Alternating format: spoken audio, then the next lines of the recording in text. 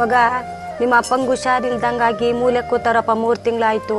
ಎಲ್ಲ ಹೋಗಿ ದುಡಿಯಪ್ಪ. ಅವ್ವ ನೀನು ಹೇಳೋದು ದಿಟ್ಟನೆ. ನಾನು ಇಷ್ಟು ದಿನ ಅಂತ ಇನ್ನೊಬ್ರು ಕೈಗಡೆ ಕೆಲಸ ಮಾಡಲಿ? ನಾನು ಕೆಲಸ ಹುಡುಕ್ತಾ ಇದ್ದೀನಿ, ಸುಮ್ಮನೇನಿಲ್ಲ. ಸರಿ ಕಣಮ್ಮ, ಬರ್ತೀನಿ. ಏನು ನಿಮ್ಮ ಅಪ್ಪನ ಹುಷಾರಿಲ್ಲ ಅಂತ ಕೇಳ್ಪಟ್ಟೆ, ನೀನು ನೋಡಿದ್ರೆ ದುಡಿಯೋ ವಯಸ್ಸಲ್ಲಿ ಸುಮ್ಮನೆ ಕುಂತಿದ್ಯಲ್ಲೋ? ನಾನು ಓದಿರೋ ಓದ್ಗೆ ನನ್ಗೆ ಯಾರು ಕೆಲಸ ಕೊಡ್ತಾರಣ್ಣ? ನಾನು ನಿನ್ನಷ್ಟೇ ಅಲ್ವೇನೋ ಓದಿರೋದು. ಇವತ್ತು ನನ್ನ ಕಾಲ ಮೇಲೆ ನಾನು ನಿಂತಿಲ್ವಾ? ನಿನಗೆ ಒಳ್ಳೆ ಕಡೆ ಕೆಲಸ ಕೊಡ್ತೀನಿ ಬಾ. ಸರಿ ಹೋಗೋಣ ಬನ್ನಿ.